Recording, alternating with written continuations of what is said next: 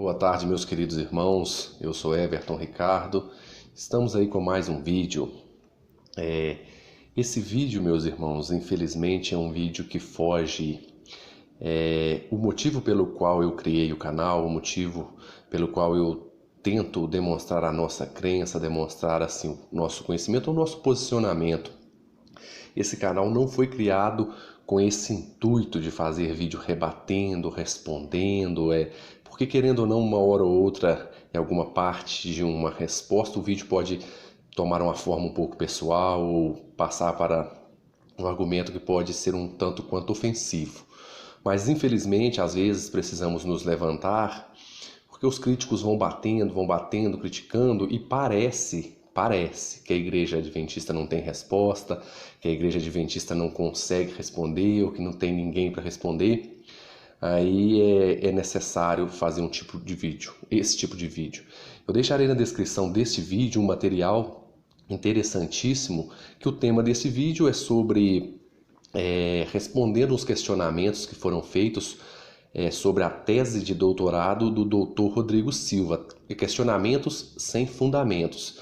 E eu deixarei na descrição desse vídeo um outro vídeo meu, foi o primeiro vídeo que eu gravei quando eu comecei com esse canal, falando sobre isso, sobre Lucas 23:43 e o ladrão da cruz, um vídeo tratando assim, os assuntos de uma forma bem bíblica, assim, bem embasada sobre esse ladrão da cruz, se ele ressuscitou no mesmo dia ou não, ressuscitou, se ele foi para o paraíso no mesmo dia ou não. Ficou um vídeo bem bacana, uma qualidade ruim, um pouco tímido ainda, o primeiro vídeo, mas acredito que terá proveito para os irmãos. Mas vamos lá, dando sequência a este vídeo. Eu gostaria de falar sobre o Rodrigo Silva, doutor Rodrigo Silva, que foi questionado aí sobre a tese de doutorado dele, que a tese tem erros e tal. Eu gostaria de falar um pouco sobre ele. O doutor Rodrigo Silva é bacharel em teologia, graduado em filosofia, mestre em teologia, na teologia patrística, especialização em arqueologia pela Universidade Hebraica de Jerusalém, é doutor em arqueologia e doutor em teologia bíblica pela Faculdade Nossa Senhora da Assunção, que hoje é vinculada à PUC, e faz estudos pós-doutorais pela Andrews University, lá nos Estados Unidos.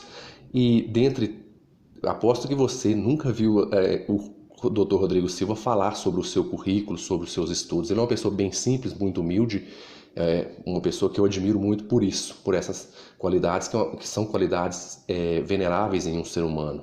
Muito bonito a atitude dele. E ele hoje é professor de teologia em uma faculdade, não no YouTube, assim como eu, ele é professor em uma faculdade. É curador do Museu de Arqueologia na Unasp, é apresentador do programa Evidências na TV Novo Tempo, que se você quiser, vá lá na Oi TV, é canal 214, na Sky 33 e algumas 433. E na Claro é o canal 84. O doutor Rodrigo Silva, ele, ao apresentar essa tese de doutorado dele, que recebeu algumas críticas, ele tem que deixar claro uma coisa, que o professor Euler, questionou a tese dele, dizendo que ela tem erros e tal. E Euler, até onde nós sabemos, ele é muito bom em grego, ele é professor de grego, muito bom. Temos que considerar o mérito dele, tá? De parabéns. Mas só que essa tese é uma tese bem fundamentada, bem baseada. O doutor Rodrigo Silva, ele tem conhecimento de português, francês, alemão, grego, hebraico, aramaico, latim, hebraico moderno e inglês. No mínimo aí 10 idiomas com fluência que o Dr. Rodrigo Silva tem conhecimento e dá aula aí eu acho que ele dá aula de grego, dá aula de hebraico também. É sensacional a pessoa do Rodrigo Silva, e humilde. Ninguém sabe disso, dessas faculdades mentais que o Dr. Rodrigo Silva tem. Conheça também o professor Euler Lopes. Conheça Rodrigo Silva e Euler Lopes. Assista aí na Novo Tempo aí os programas nas quais Rodrigo Silva é apresentador. Conheça-o pessoalmente. Conheça também o Euler Lopes. Você verá a argumentação, o diálogo dos dois, a retórica dos dois. Você mesmo fará suas considerações sobre ambas pessoas. Mas vamos lá. O Rodrigo Silva apresentou uma tese de doutorado faz 20 anos, mas só agora que os críticos começaram a querer responder, que já conhece e tal. E interessante que tem 20 anos que essa tese foi apresentada e o professor Ferreira ainda disse que não deu para você, Rodrigo Silva. Não deu, não, já deu, tem 20 anos, só agora, depois que ele gravou um vídeo para o pessoal ver se manifestar. E aí eles quiseram, por não conhecerem, acredito eu, a tese do Dr. Rodrigo Silva, não a tese, o manuscrito Códice Vaticano, que o Rodrigo Silva usou várias fontes para demonstrar uma regra grega que ele descobriu. O pessoal não... esse pontinho que tem ali dentro da construção ali não existe, foi um pingo de tinta, esse pontinho ali, o ripostigma, não existe, aquilo ali é um pingo e tal, achando que a tese dele se resume a isso. Aí começou toda essa discussão. Quero deixar bem claro, meus irmãos, que a tese do Rodrigo Silva não se baseia apenas em manuscritológica, digamos assim, ela não é apenas isso. Ela não tem base apenas em manuscrito. A tese do Rodrigo Silva, ele descobriu uma regra grega que entre dois verbos, o advérbio sempre é ligado ao primeiro verbo. E ele usou mais de 250 passagens bíblicas comprovando que isso é uma regra que existe na língua grega e desconhecida por muitos, inclusive 20 anos após a sua tese. E o Códice Vaticano, temos que fazer essas considerações, que eles às vezes criam aquele espantalho de batalha por causa do pontinho, que o pontinho não existe, que o P75 não existe. Vamos lá. O Códice Vaticano contém, é um códice, né? Manuscrito, uma junção de manuscritos vira um códice. É como se fosse uma folhas, o papiro, e códice um livro. O Códice Vaticano contém o Antigo e o Novo Testamento, tudo em grego. Tudo em grego. Acredita-se que foi a encomenda que foi feita a Eusébio por Constantino das 50 cópias da Bíblia, né? Mas ele é todo em grego. Isso vale deixar claro, contém tanto o Antigo e o Novo Testamento. E provavelmente foi feito por um copista profissional. Um copista profissional que fez foi sob encomenda, como acreditam-se, foi um copista profissional que fez o Códice Vaticano. E o P75 é apenas partes do Evangelho de Lucas e João ali, não contém, quando muito, o Novo Testamento, digamos assim, mas é Lucas e João, e o Códice Vaticano a Bíblia, praticamente toda a Bíblia. E é interessante que eles, mas o P75 é 100 anos antes do Códice Vaticano, então tem que valer o P75. O Códice Vaticano não vale, o P75 não tem um pontinho, então o Códice Vaticano não tem valor nenhum. Nós temos que avaliar fazermos algumas considerações sobre esse comentário. Veja bem, quem fez o Códice Vaticano provavelmente foi um profissional conhecedor da língua grega, de regras gregas, regra como esta que o Rodrigo Silva apresentou. Poderia muito bem saber, não, aqui tem que ter um pontinho aqui tem que haver uma pausa, o sêmen está ligado ao primeiro verbo. Pronto. Quem copiou o papiro P75, embora copiou antes, talvez fosse uma pessoa comum, talvez, pode que não seja um escriba profissional, entende?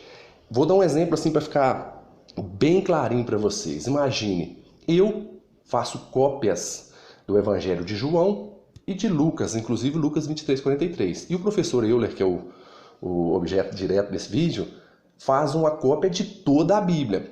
Eu, por não conhecer talvez alguma regra grega, deixo sem uma vírgula, sem um pontinho. E ele copiou também, usou até talvez o meu manuscrito para copiar, copiou aí 100 anos depois, copiou tudo e usou todas as regras gramaticais, tudo que ele sabe, os pontinhos, tudo. Quer dizer que o trabalho do Euler não vale porque o meu veio primeiro. O conhecimento que o Euler pode ter de grego, de tudo, não vale, porque o meu veio primeiro. Porque eu não pus a regrinha, talvez por desconhecimento, o códice não vale. É isso que eles estão sugerindo. Entende? Eles esquecem toda uma estrutura por trás da coisa, que o copista que copiou Lucas 23:43, no mínimo pode ter copiado o manuscrito todo, o códice todo, ou no mínimo acompanhou a compilação do Códice Vaticano. Provavelmente tem conhecimento dessa regra que é vista muito na Septuaginta, que é a tradução grega do Antigo Testamento para o grego, que o Códice Vaticano é todo em grego. Provavelmente ele tinha conhecimento dessa regra, tinha mais conhecimento de quem fez o manuscrito P75. Aí querem inutilizar o Códice Vaticano apenas porque o pontinho aparece nele e o outro não, como se a tese do Rodrigo Silva baseasse apenas nisso, né, meus irmãos? E uma outra coisa, meus queridos, analisando por essa ideia, essa que o Ferreirinha falou que está certo, está corretíssimo, bateu palma, que o pontinho no códice, veja bem, o pontinho ali, o riposte no Semeron do Códice Vaticano não vale, sendo a pontuação posterior à do P75. Se formos analisar tudo que a academia tem hoje com essa regra do professor Euler, veja que problemão que temos. Não sei quantos de vocês conhecem ou têm intimidade com isso. O texto hebraico é um texto só de consonantes, consonantal, e não tem vogais. No século XII da era cristã, depois de Cristo, os maçoretas acrescentaram os pontinhos, as vocalizações, a maçorapava, magma, e foi dando a forma ao texto, que é a forma que o texto tem que ser lida, pois eles tinham conhecimento do texto. Isso no século XII da era cristã. Se for levar em consideração a argumentação do querido Euler, então a BHS, a Bíblia Stuttgart, assim, não vale. O texto maçorético que temos hoje não vale, porque a pontuação foi feita no texto a partir do século XII. Eu posso pegar um manuscrito ali do século IX que não tem a pontuação maçorética e falar, não, esses manuscritos aqui é o que vale, ele não tem o atinar, não estava aqui, essa vírgula não existe, essa vírgula foi posta depois aqui do século XII e não vale. Então, você está entendendo como que é difícil a argumentação deles? Veja bem, então tudo que deriva do Códice Leningrado, B19, a família ali daquele códice não vale, porque a pontuação veio a partir do século XII, a pontuação maçorética, os sinais maçoréticos, entende? A argumentação deles é isso. Então só vale os que não têm. Aqueles, mesmo estando certo, não vale porque veio no século XII. Olha que problemão que temos, é complicado. E resumindo, se a tese do Rodrigo Silva tem o pontinho, se não tem, isso em nada muda. É muito pequeno pensarmos que a tese do doutor Rodrigo Silva se resume a apenas um pontinho. Olhar lá o pontinho, não tem o ponto. Não, esse ponto aqui foi pingo de tinta, não foi. Então a tese acabou, é só o ponto. Não é assim, meus irmãos. Temos que pensar grande, pensar maior um pouco e fazermos uma análise total da questão. Veja bem, meus queridos, eu até separei aqui alguma coisa para a gente pontuar. Por outro lado, a tese do Dr. Rodrigo Silva, ela foi aprovada em uma universidade católica, a tese do Rodrigo Silva. E para quem conhece a doutrina católica, ela tem um viés assim bem voltado para o espiritismo. Tinha até uma amiga minha, hoje, para honra e glória de Senhor Jesus, ela é cristã, que foi espírita, e ela disse para mim que os espíritas falavam que você pode frequentar a igreja católica, as cristãs, crentes, entre aspas, não. Porque as crentes pegam mais que esse negócio de vida pós-morte, tal, comunicação e tal. A católica é mais, não pega muito, entendeu? Mas, apesar que hoje os cristãos estão defendendo o espiritismo, mas podia, entendeu?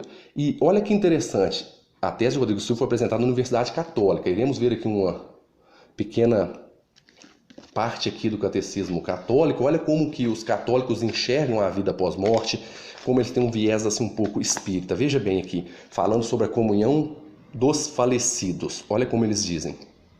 Reconhecendo plenamente esta comunhão de todo o corpo místico de Jesus Cristo, a Igreja terrestre, desde os primeiros tempos da religião cristã, venerou com grande piedade a memória dos defuntos e, porque é um pensamento santo e salutar rezar pelos defuntos para que seja perdoado de seus pecados. Cita aqui 2 Macabeus 12:46. Também ofereceu sufrágio em favor deles. Nossa oração por eles pode não somente ajudá-los, mas também torna eficaz sua intercessão por nós. Ou seja, o camarada está aqui, está morto, você ora por ele, é eficaz para ele, é eficaz para você, que a alma dele lá intercede por você, que é um viés muito espírita. Não sei se você conseguir entender. Toda a teologia católica é construída em cima de toda assim, força de expressão, né? Mas muito da teologia católica tem disso, esse viés espírita, intercessão de santo, a intercessão de Maria, os santos que morreram, o corpo está aqui, mas a alma então está lá intercedendo, a alma que tem que estar lá intercedendo, se o corpo está aqui, entendeu? Eles têm um viés assim muito espírita. a questão do purgatório, que hoje os irmãos que por desconhecimento defendem a doutrina do local intermediário, os textos que são usados para embasar o local intermediário são os mesmos textos que a igreja romana usou no período medieval para dizer que existia o purgatório. A diferença é que um tem tortura, o outro não, mas os textos são os mesmos. Estudem que vocês verão. E aí, às vezes, os irmãos cristãos ficam defendendo uma coisa sem saber o que está defendendo. Isso é complicado. E que vantagem a Igreja Católica, com esse viés todo, teria em aprovar uma tese do Rodrigo Silva? Só tem a perder, meus irmãos, só tem a perder. Com certeza eles avaliaram a tese nos mínimos detalhes, tentaram, observavam, esquadrinharam toda a tese do Dr. Rodrigo Silva, após ver que ela tem fundamento, que ela tem base, que é uma coisa com base e provas, eles tiveram que aprovar a tese do Rodrigo Silva, não um pinguinho no manuscrito. E isso não é gramática grega apenas. O Euler é bom na gramática grega? Muito bom, entende muito.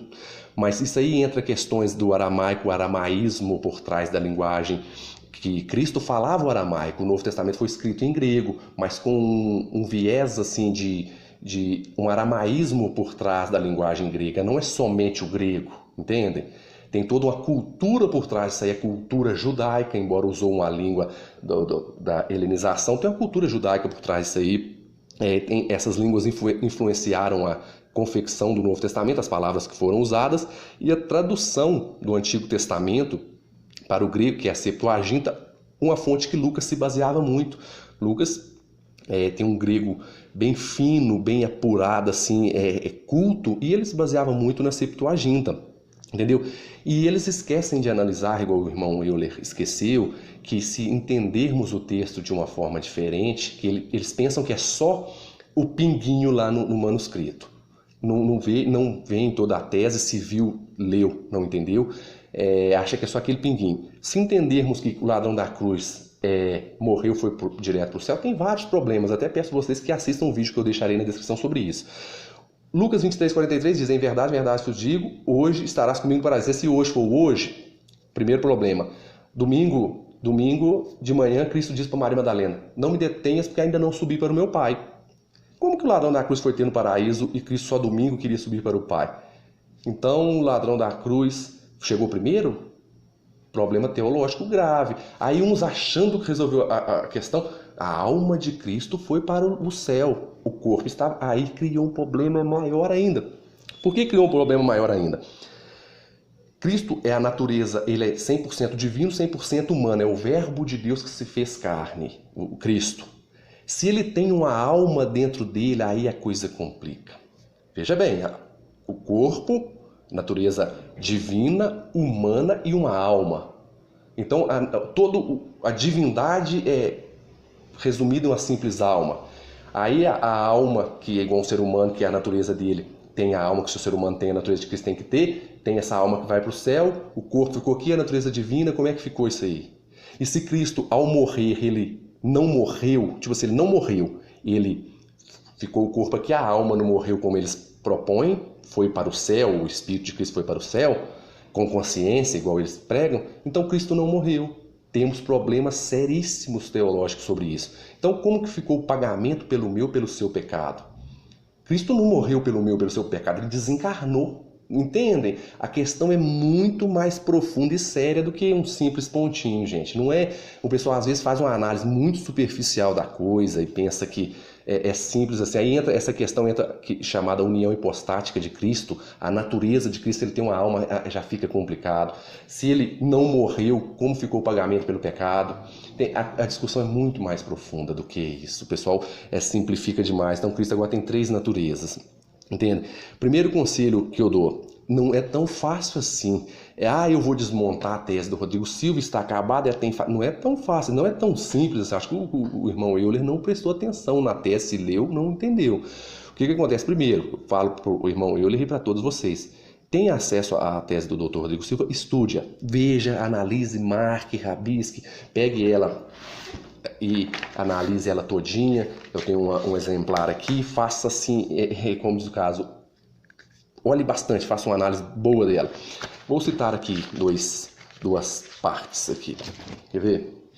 Olha como que a análise é tão profunda. Ele citando Atos 26, 29, tem mais de 250 citações aqui. Citando Atos, que também é um texto de Lucas, ele diz assim, citando Atos 26, 29.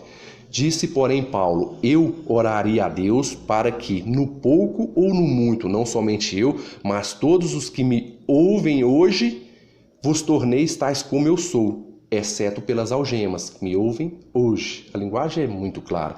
E no fim, mais pro final da tese dele, ele usa uma linguagem bonita que o pessoal acha que o pontinho ali é uma parte que corrobora com o pensamento, uma leitura provável do texto massorético, uma regra que foi conhecida por aquele escriba, uma regra existente que ele percebeu, que ele conhece. Entendeu? Não que aquilo é a tese. Olha o que Rodrigo Silva disse aqui no finzinho aqui, ó. Descobrimos no início da pesquisa que houve na história do cristianismo que lê-se o texto atribuindo o sêmero ao verbo dizer. Ainda que a maioria dos autores tenham se posicionado contra essa leitura, este é um dado importante, pois indica a possibilidade de mais de uma leitura para Lucas 23:43. A conclusão que se chega é que, no período patrístico, quem optou por essa ou aquela leitura não lançou mão de nenhuma argumentação gramatical que justifique sua escolha. Foi antes uma discussão dogmática que definiu a questão. Nesse sentido, a tradição doutrinária suplantou a exegese. Tipo assim, é uma leitura possível do texto. Não é assim tão simples assim. Leiam a tese do doutor Rodrigo Silva, que é a análise linguística do sêmeron, advérbio sêmeron. Não é assim tão simples. Leia a tese do Rodrigo Silva. Apresente argumentos assim, primeiro o irmão Euler, uma argumentação geral, depois uma argumentação específica, cada detalhe, cada pontinho, mas faça uma análise boa, porque o irmão Euler, pelo menos eu acompanho o canal dele, aprendo muito com o canal dele, gosto do canal dele, aprendo muito, embora ele faça umas dessas de vez em quando, que chateia a gente eu tenho que sair, tipo assim, eu que sou um aluno, tenho que responder um professor, é complicado. Faça uma análise, faça uma série de vídeos, como eu faço aqui no meu canal, vários vídeos mostrando os pontos da tese, por que você discorda e tal, mas não deixe cair no esquecimento não, porque você, quem acompanha seu canal, lembra, você falou que ia provar que Moisés não ressuscitou e que tal, que eu desafio o adventista, quem for adventista aí que vem debater comigo, que tal, aí teve um debate com o Sérgio Monteiro, problema de internet, ficou muito ruim o vídeo. Faça vários vídeos mostrando sobre por que Lázaro não ressuscitou. O pessoal avalia a posição adventista, avalia a sua posição e pede o Espírito Santo para orientá-lo na melhor posição, a mais coerente. É simples assim, entende? Faça uma série de vídeos, não deixe cair no esquecimento, como a questão da ressurreição de Moisés, essa tese do Rodrigo Silva, porque daqui a pouco vem outra treta, vem outro problema, a pandemia acaba, começa a coisa, muda o foco, o pessoal cai no esquecimento, eu vou cobrar. Faça uma análise sobre a tese do Dr. Rodrigo Silva, vídeo por vídeo, e vídeo você pode gravar de madrugada, de manhã, de tarde, qualquer hora, entendeu? No debate tem que ter um horário que coincida para as duas pessoas. Faça um vídeo, faça seus vídeos sobre a tese, bem detalhadinho, explicadinho, que nós iremos analisaremos a tese e veremos quem tem razão, se o seu vídeo é bom mesmo, entende? Não é, a coisa é simples de resolver, não precisa fazer essa coisa e não demonstrar material como foi na questão aí da ressurreição de Moisés. Terceira coisa é falar que essa tese é errada, meu querido irmão, isso aí é uma falácia. Ela pode ter pontos que você, Euler, discorde. Você, Euler, não concorde assim por questões doutrinárias, ideológicas, etc. Isso é uma linguagem assim, nada acadêmico para uma pessoa igual você, né, que se diz acadêmico, é professor, isso não é uma linguagem muito boa. Eu não sou acadêmico, a academia que eu estou precisando, estou ficando meio barrigudo, é a academia da Melissa Fitness, nem isso eu estou conseguindo fazer, entendeu? Você que é um acadêmico, tenha cuidado com essa linguagem, não diga assim, tem erros e tal, porque isso aí soa mal. Quando você diz isso, dá a entender que você tem a verdade absoluta, você é a verdade absoluta e o resto está tudo errado. Fala assim, eu discordo por isso, eu não concordo, eu farei uma análise melhor, eu já estive observando, não concordo com isso, mas vou trazer o material para vocês. Tal. Fica mais bonito para uma pessoa do seu nível, fica mais bonito, ficou feio, entendeu? Você é a verdade absoluta e o resto está tudo errado, você vai provar que... Não é a linguagem, os acadêmicos não usam uma linguagem assim, entendeu? E isso é um ponto bem interessante. E só lembrando que essa tese que foi defendida na Universidade Católica, que não tem nada a ganhar com essa tese, mas teve que aprovar porque foi uma tese com fundamento, Quem avalia um aluno como eu é um professor, como você. Quem avalia um professor é um mestre. Quem avalia um mestre é um doutor. Quem avalia um doutor é, no mínimo, um doutor ou um pós-doutorado, um PhD. Será que naquela banca examinadora ali não tinha ninguém com capacidade ou com conhecimento, pelo menos igual ao seu, de grego, para poder avaliar que Rodrigo Silva estava errado? Que não tinha conhecimento do papiro P75? Ô, meu irmão Euler, me ajuda, né? Será que não? Uma banca, uma universidade católica ali, isso é até o nome da universidade, está em jogo em cima de um questionamento. Isso não é o trabalho ali simplesmente do material do Rodrigo Silva. Você está entrando em questão ali, colocando sobre questionamento a idoneidade da faculdade, dos que avaliaram a tese. A menor das questões é o Rodrigo Silva. Entendeu? Você está entrando contra uma universidade, toda uma... Isso aí não... Entende? É complicado. E isso é complicado que essa faculdade foi... Essa tese foi defendida na faculdade Nossa Senhora da Assunção, que hoje ela é vinculada à PUC. E você falar assim, não, eu vou mostrar um erro e tem um erro e tal e tal.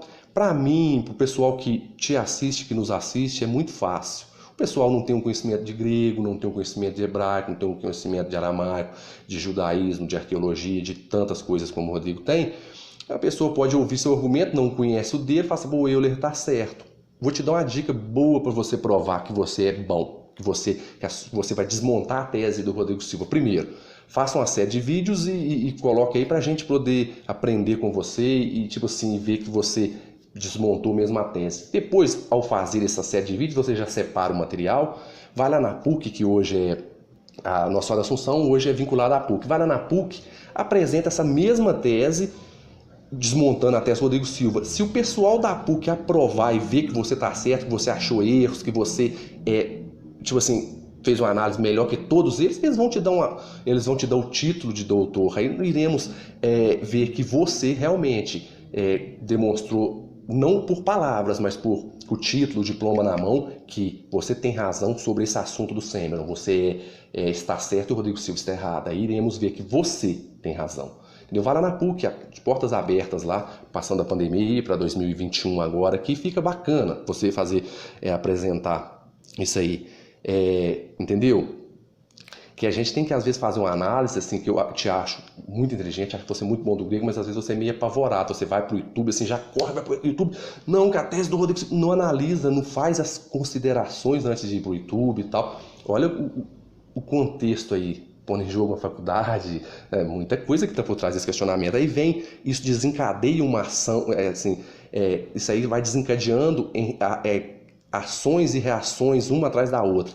Aí o pessoal pega o bonde andando e começa a fazer comentários, tipo assim, sem avaliar, o pessoal acha, isso tá errado mesmo, vamos todo mundo bater no cara, vamos bater no Rodrigo Silva, no doutor Rodrigo Silva. Aí o que acontece? Vem o Ferreirinha, faz um comentário que me chateou muito, o comentário do Ferreirinha, porque eu não esperava um comentário de uma pessoa do nível do Ferreirinha, porque o que o Ferreirinha disse, resumidamente, que o Rodrigo Silva é pago para mentir, que ele defende mentira para se manter na instituição, entendeu? Está lá no vídeo do Ferreirinha, 5 minutos e 35 segundos. Pôs em questionamento o caráter do Rodrigo Silva, a personalidade, a sinceridade do Rodrigo Silva, do doutor Rodrigo Silva, a honestidade intelectual, entendeu? Como cristão, isso é feio. O Ferreirinha deveria sim fazer um vídeo pedindo perdão ao Rodrigo Silva, depois perdão a Deus também, porque ficou feio. Olha, atacando o caráter, aí tá igual a turma que o Ferreirinha tem andado aí, que falou que o Leandro Quadros fez um questionamento que o Leandro Quadros tem problema psicológico, toma remédio tarja preta, criticando a doença que o Leandro Quadros tem. Agora o Ferreirinha põe em dúvida o caráter do Rodrigo Silva com uma fala. Para não ficar só na minha fala, eu vou colocar aqui para vocês o que o Ferreirinha disse.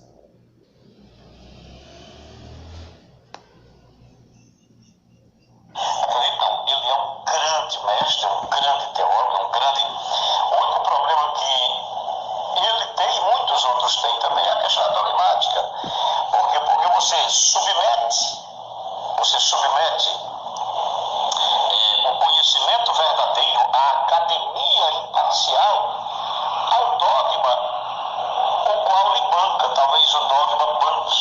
Eu não sei, não estou dizendo que isso acontece, possa ser que sim, mas ao dogma ao qual você está de alguma forma comprometido.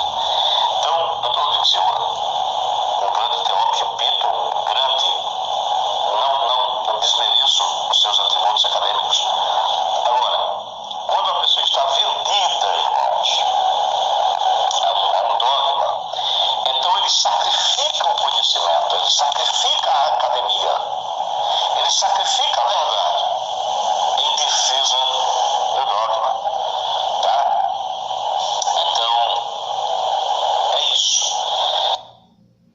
Entenderam, meus queridos irmãos? Aí desencadeia aquela reação, se todo mundo querendo bater no cara e esquecem, tipo assim, olha, põe em xeque o caráter do Dr. Rodrigo Silva, que ele tá vendido para uma instituição e, tipo assim, ele é inteligente e tal, mas ficou nas entrelinhas isso. Que ele é inteligente, tem conhecimento, mas ele se submete ao dogma, ele é vendido ao dogma, quer dizer, é pago para mentir, entendeu? Tá mentindo para não sair da instituição, tipo assim, a sinceridade do cara e o caráter do camarada. Entendeu? Então todo adventista está aqui por enganação, ninguém é sincero dentro da igreja adventista, gente, é complicado. Olha o nível que chega a apologética no Brasil, olha o nível que chega os críticos da igreja adventista, criticar a doença, igual foi o amigo do Ferreirinha, criticar a doença do Leandro Quadros, criticou assim na cara dura nas redes sociais. Ferreirinha agora fazer uma dessa, Ferreirinha, confio em você, eu sei que você é um cara, um homem de Deus, não sei que você errou, foi infeliz na sua fala, faça um vídeo pedindo perdão ao Rodrigo Silva, entendeu? Que ficou feio, você foi infeliz na fala, mesmo que você não queria dizer isso, mas você disse. Entendeu? Agora vamos lá. E os comentaristas, tanto nos vídeos do irmão professor Euler, quanto nos vídeos do Ferreirinha, parece que o pessoal esquece que os comentários são públicos, que todos têm acesso. A gente pode ler, pode ver, entendeu? Os comentaristas fazem cada um comentário, a gente vê o nível baixo dos comentários e vê o nível em que chegou o cristianismo hoje, o nível que se encontra os cristãos de uma maneira geral, entendeu? Começa a criticar e falar mal e desmontou a tese do Rodrigo Silva, essa tese antibíblica e tal, e vai falando. Um vídeo que o professor Euler fez falando de um ponto que a tese não é só nisso, o pessoal demonstra um profundo desconhecimento de Bíblia, de tudo, para fazer um comentário desse, e todo mundo vendo o comentário lá. Aí o que acontece? Eu estou lendo alguns livros, eu gosto muito do doutor também Vailate, eu gosto muito do tema calvinismo, estou lendo alguns livros aqui, até esse aqui foi os últimos agora, e eu vejo assim, calvinismo de 4 pontos, 5 pontos, calvinismo moderado. Agora eu estou lançando um novo termo técnico para esse pessoal que fica defendendo que existe essa alma que sai do corpo e tal, é o espiritismo moderado, que é hoje a nova modalidade aí do Brasil, é o espiritismo moderado, porque quem defende essas ideias que tem essa alma é o espírita moderado. O espiritismo moderado só não acredita em reencarnação, mas que morre, tem consciência e tal, e sai do corpo, é igualzinho o espiritismo. Não tem nada, só não encarna, entendeu? Então o espiritismo moderado é um novo termo técnico aí. Entendeu? E a questão que eles esquecem, eles esquecem e não pesam os argumentos, entendeu? Veja bem, o que acontece após a morte, né? O salário do pecado é a morte. Pecou, tem que morrer, certinho? Pecou, tem que morrer, mas a alma não morre. A alma subsiste após a morte. A alma não morre. Pecou, morre o corpo, a alma não. A alma é imortal, a doutrina é a imortalidade da alma. Até que os problemas teológicos por trás disso, até que ponto, como diz meu Ezequiel Gomes, meu querido Ezequiel Gomes, que o pecado contaminou o ser humano, contaminou só a carne, a alma não, porque o salário do pecado é a morte, morreu a carne, a alma não. Então o ser humano não morreu também, ele desencarnou, o pecado afetou só a carne, problema teológico, entendeu? Outra coisa, afeta a vinda de Cristo, radicalmente afeta a vinda de Cristo, porque para que Cristo voltar, para que Cristo vir, se ao morrermos estamos lá no céu, né? Hoje estarás comigo para se essa for a leitura certa, além de ter contradição Bíblia com Bíblia, João 20:17, tem esse problema, para que Cristo vir, a maior promessa é a vinda de Cristo, se a pessoa morre está direto no céu, entendeu? E o grande e temível dia do Senhor, o dia do juízo, o juízo final, como é que fica? A pessoa morre, vai para o céu. Então, se ela foi para o céu, já está julgada, porque está no céu, teve o julgamento, está no céu, teve o julgamento, está no inferno. Então, quanto que esse grande e temível dia do Senhor, que a Bíblia tanto menciona? Entende? Tem esse problema teológico que a pessoa não avalia. Aí, quando ela avalia, fala, não, mas tem a alma, mas ela vai para o local intermediário. Aí começa, entendeu? Fica pula daqui, pula dali. Entendeu? Esse é um outro problema, entendeu? E sendo assim, morre, vai direto para o céu. Vamos orar, pedir a Deus a morte para estarmos na presença de Cristo, pois morre e já vai direto para o céu, entendeu? Isso diminui a importância da vinda, a importância e a magnitude da vinda de Jesus Cristo, do nosso Senhor e Salvador Jesus Cristo, entendeu? Da obra que ele fez na cruz, porque o homem pecou, foi condenado à morte, ao pó da terra, para o pó voltarás, Cristo na cruz pagou pelo pecado do homem e voltará para devolver a vida eterna aos que são dele. Entendeu? Olha como é bonito a coisa quando é bíblica. O homem pecou, tem que morrer, Cristo veio, Deus desceu aqui na terra, morreu, pagou pelo pecado do homem, para quando ele voltar, ele dá a vida eterna a todos que são dele, todos os que são dele. Essa doutrina da imortalidade da alma, ela não é bíblica. Além de não ser bíblica, ela destrói toda a Bíblia e a maior promessa, que é a vinda do nosso Senhor e Salvador Jesus, e os espíritas moderados defendendo uma coisa dessa sem ter conhecimento das implicações por trás do que eles defendem. E esses comentaristas, pelo nível assim, de muitos, não de todos, dos comentários, não sabem, se eu garanto que não sabem nem a posição oficial de suas denominações, se é que eles têm. Se eles tiverem denominações, eu garanto que eles não sabem nem a posição da sua denominação. Se o homem é dicotomia ou tricotomia, se é corpo e alma ou corpo, alma e espírito. Eles não sabem, porque pelo nível dos comentários se vê qual que é a condição intelectual das pessoas, entende? A pessoa não tem um mínimo de conhecimento da questão da imortalidade, da doutrina da imortalidade da alma, do som da alma, não tem conhecimento nenhum. Achar que um ponto ali, a gente tem que pôr uma vírgula para defender, que tirou esse ponto, acabou a doutrina da imortalidade da alma, que resolveu tudo, cita um texto ali fora do contexto e pensa que resolveu tudo. Exemplo ali, o rico e o Lázaro, essa de hoje estarás comigo no paraíso. Um detalhe, que tanto no rico e Lázaro quanto essa de Lucas 23, 43, em nenhuma delas aparece a palavra psre, como o querido Euler bem conhece, a alma. Nenhuma delas não aparece. Essa ideia que morre e vai direto para o céu é colocada no texto. O texto não tem isso ali, que morreu e a alma foi... A Bíblia não tem um texto desse, que morreu, a alma foi para algum lugar para o céu. Não tem nem para o local intermediário. A Bíblia não traz. Isso é um colocado, uma doutrina colocada, é uma ideia já, que a pessoa já tem assim, a pessoa já lê a Bíblia com aquela ideia pré-concebida e quer pôr ali no texto, né? Uma ideia platônica, kardecismo, ou agora ali é um espiritismo moderado, entende? E essa questão que eles fazem, que eles veem como destruiu a doutrina da mortalidade da alma, a doutrina não bíblica. Parabéns, Euler, você destruiu. E o Euler ainda fez um comentário que ele disse assim, que os adventistas comem e arrotam uma tese para provar a mortalidade da alma, como se a questão do sono da alma, a mortalidade da alma dependesse da tese do doutor Rodrigo Silva, entende? Demonstrando o Euler com a fala dessa que ele tem um grande conhecimento de grego, um grande conhecimento, mas tem uma grande dificuldade com a Bíblia na mão, ou melhor, não tem nadinha de conhecimento bíblico para falar uma coisa dessa. Ele conhece de grego, bom de grego, mas não tem conhecimento bíblico nenhum, não tem nenhum conhecimento teológico. Desconhece o assunto sobre a imortalidade da alma, as posições, ambas as posições, que acreditam que a alma é imortal e que acreditam que a alma morre. Entende? Desconhece o assunto para fazer um comentário desse, que nós comemos e arrotamos, igual que a doutrina da imortalidade da alma precisasse da tese do Rodrigo Silva, que é uma tese válida. Entende? E para mostrar para vocês, meus queridos, que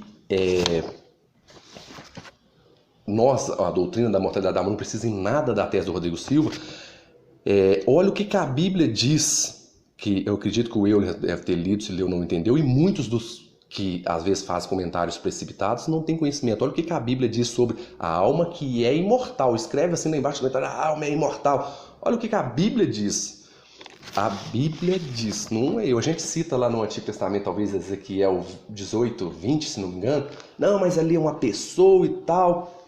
Aí a pessoa não deve ter lido esse texto aqui, não passou por esse texto com atenção e fez uma ponderação, fez um estudo, né? Porque talvez leu, não entendeu, mas faz um estudo. Deixa eu fazer um estudo sobre essa questão da alma, se morre ou não. Faça um estudo antes de sair postando, comentando, criticando, falando, porque vai falar coisa que não sabe, fica feio. Olha só sobre a alma. O livro de Tiago, no último versículo do livro de Tiago, capítulo 5, verso 20, diz assim: sabei que aquele que converte o pecador do seu caminho errado salvará da morte a alma dele e cobrirá a multidão de pecados. Salvará da morte a alma dele. Quer dizer, a alma morre. Se não converter, a alma morre. Entende? Eu penso, a alma não tem um versículo na Bíblia que fala que a alma é imortal, não tem nenhum. Isso é colocado, é ideia colocada, entendeu?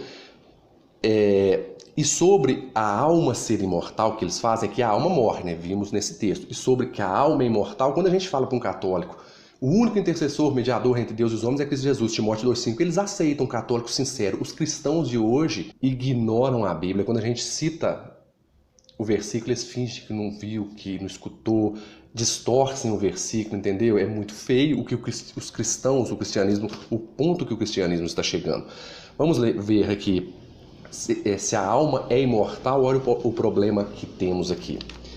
Timóteo, capítulo 6, verso 16. A alma é imortal, veja só.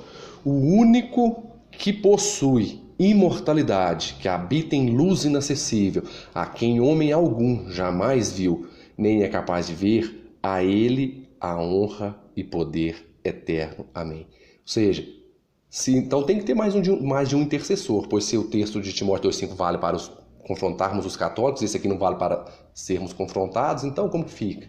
O texto só vale quando é a favor nosso, meus irmãos. Vamos ser honestos com as Sagradas Escrituras. E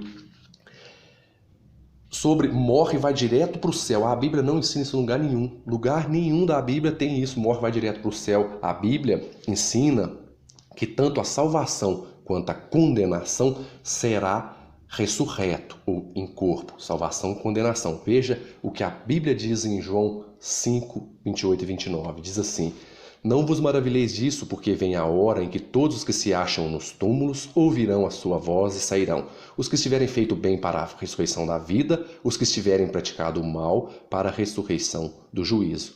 Certinho com Daniel 12, 2. Ressurreição para a vida, ressurreição para o juízo. E aqui João fala isso, depois no Apocalipse ele detalha mais ali que é o período entre a primeira ressurreição, que é dos justos, e a dos ímpios, o período de 1000 anos e tal, mas basicamente é isso. Ressurreição dos ímpios, ressurreição dos justos. Citei apenas 3 textos bíblicos que, para muitos, né, e o Euler falou que a gente arrota a doutrina da mortalidade da alma, baseado apenas na tese, que 3 textos só, são vários. A doutrina começa em Gênesis 2,7. Entende? É complicado. Você que está assistindo aqui, é um conselho meu, estude a Bíblia, veja a nossa posição, a posição da morte, da mortalidade da alma, o sono da alma, veja a posição da sua igreja, porque, como eu disse, muitos não sabem a posição da própria denominação, veja a posição da sua igreja, entendeu? Veja ambos os lados, peça a Deus para te dar discernimento qual é a melhor posição, porque muitos hoje creem em uma determinada posição, simplesmente porque não conhece a outra ou não querem conhecer, porque creem nessa posição, nasci assim, vou ficar assim, vou morrer assim, não quer conhecer a outra, e quando vê a outra, trata com descaso, não faz aquele estudo aprofundado para poder entender, né? Conheça a nossa posição, faça um estudo e vamos aguardar aí, né? A posição do Euler. Isso aqui, o assunto não é a mortalidade da alma, que talvez percamos o foco. Eu quero que esses vídeos serão com esse fim de avaliar os comentários do Euler sobre a tese do Dr. Rodrigo Silva sobre o advérbio semeron, entendeu? Porque o ideal seria ele lá na PUC, né? Porque ele pode apresentar, fica a minha palavra de vocês e a palavra dele, e a gente não tem conhecimento de grego tanto quanto ele, vai ficar uma coisa dito pelo não dito. Não apresente na PUC já de uma vez, né? Mas faça os vídeos aí pra gente avaliar, que eu quero aprender mais com você, quero ver seu posicionamento. Eu sou uma pessoa que gosto, né? Estudo materiais aí de todas as denominações. Até agora, né, o que eu vejo de estudo aí foi muito trovão e pouca chuva, entendeu? Ou chuva nenhuma. E uma coisa que eu vejo assim que é feio, porque o professor Euler Lopes, eu sou a terceira pessoa, assim, igual o Rodrigo Silva fez a análise dele, eu sou a terceira pessoa depois de ninguém, terceira pessoa depois de ninguém, como diz meu irmão Ederson. E é muito feio eu ter que fazer vídeos para poder responder uma pessoa do nível do professor Euler. É muito feio isso, entendeu? E hoje eu ter que direcionar vídeos para ele. E o pessoal hoje está meio com essa mania, criticar as coisas ao invés de mostrar o seu trabalho. Eu faço um simples trabalho aqui na internet, tento demonstrar a nossa posição, Todos os vídeos meus eu falo, estude, veja a posição da sua igreja, veja qual é mais coerente e tal. Muito feio. Porque hoje o pessoal, inclusive, é para você também, meu irmão Euler, principalmente. O pessoal vê um prédio construído lá, não avalia o sacrifício, o esforço, o trabalho, o tempo que levou para aquele prédio ser erguido. Quer simplesmente daqui de baixo, a janelinha lá em cima está torta, ele ficou fora do esquadro e tal. Quer criticar, mas não apresenta uma coisa melhor, um prédio melhor, mais alto. Faça um esforço maior, faça um prédio maior, um prédio mais alto, mais bacana. Entendeu? É muito feio ter que ficar eu criticando você, você criticando o Rodrigo Silva, entende? E a diferença minha para você é grande. Eu sou muito menor que você, muito grande, mas a sua para o professor doutor Rodrigo Silva também não é pequena não, meu irmão. E é feio criticar, fica feio o pessoal que vê, analisa, fica feio, entendeu? Faça um prédio maior, melhor, ao invés de criticar, entendeu? Vá na PUC, faça a sua tese, como eu disse, demonstre. Eu oro por você, irei orar por você, peço a Deus que te use, que você é uma pessoa que tem capacidade, te use na obra dele, entendeu? Mas é feio ficar criticando, a internet tem que ser usada para bons fins, entendeu? Para um estudo bíblico, apresentar. Você faz um trabalho fantástico aí, gosto das análises quando você está tratando alguns textos aí, já aprendi muito com você, com o professor Ferreirinha, aprendo muito, por isso que eu sou inscrito no canal, no seu canal e no canal do professor Ferreirinha. E isso é uma dica, entende, meus irmãos, entendem?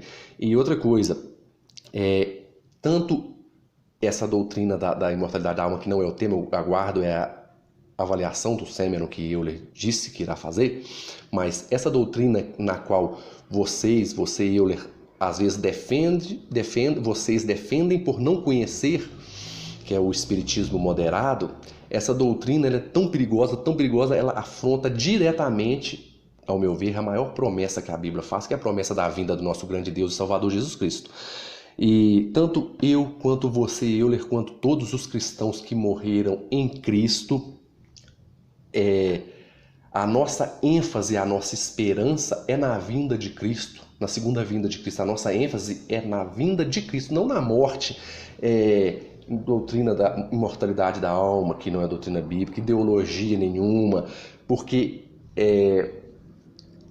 temos que buscar, almejar a vinda dele, pois aqueles que perderam a vida por ocasião do pecado, que o salário do pecado é a morte, e são de Cristo, terão a sua vida devolvida na vinda dele. Só assim teremos vida e vida eterna, vida em abundância, pois a vida é condicionada a Cristo. Não existe vida fora de Cristo, não existe essa alma imortal que subsiste fora do corpo, sendo um pecador, entendeu? A questão é bem mais profunda, a questão teológica é bem mais ampla, entendeu? Não busque, meus irmãos, e você, Euler, defender uma doutrina que não é bíblica, o assunto não é esse, mas que ofusque a maior promessa que a Bíblia traz e nos faz, que é a segunda vinda de Cristo, na qual ele vai trazer a vida, vai nos dar a vida eterna e devolver a vida perdida por ocasião do pecado a todos. Fiquem na paz do nosso grande Deus e Salvador. Espero que esse vídeo tenha ajudado. Peço perdão a você, meu irmão Euler, caso se eu falei alguma coisa que te ofendeu, alguma coisa que te desmereceu. Não quero que desmerecer seu trabalho. Eu sei que você faz quando quer um trabalho impressionante, você é muito bom naquilo que faz, só que às vezes você, eu acho que apavora muito antes de ir para frente da câmera e postar no YouTube, mas seu trabalho é bom, seu trabalho não é ruim e eu curto o seu trabalho, mas aqui é as minhas primeiras considerações sobre esse assunto e aguardarei as suas próximas considerações. Fique na graça de Cristo, meu querido irmão. Eu quero fazer uma pequena oração para encerrarmos esse vídeo tão longo. Querido Deus, amado Pai, Senhor dos Senhores, a Ti eu peço, Pai, pela vida do irmão Euler, do professor Euler. Peço ao Senhor, Pai, que use esse homem para aquilo a qual o Senhor o criou, para defender a sua verdade, para pregar o seu evangelho, para proclamar a maior promessa que é a vinda do nosso grande Deus Salvador. Peço perdão, Pai, pelos meus pecados, peço perdão pela, talvez, a minha linguagem, peço perdão, assim como o Senhor Jesus Cristo, sendo Deus, se humilhou, se submeteu à forma de servo, rebaixou do mais alto grau do universo à forma de servo, que possamos, Pai, de seres humanos nos rebaixarmos mais e mais por amor de Ti, por amor da Tua obra, Pai. Peço ao Senhor que me abençoe, que abençoe infinitamente a pessoa do Euler. Use ele e o trabalho dele para a propagação do seu evangelho, não para coisas sem intrigas ou coisas que não vão a lugar nenhum. E que possamos juntos, tanto eu quanto o Euler, quanto todos os que nos assistem, chegarmos ao pleno conhecimento das suas verdades, ó Pai, pois só em Ti encontraremos a verdade e a vida eterna. Isso tudo te peço e te agradeço, ó Pai, em nome do meu Senhor e Salvador, Cristo Jesus. Amém.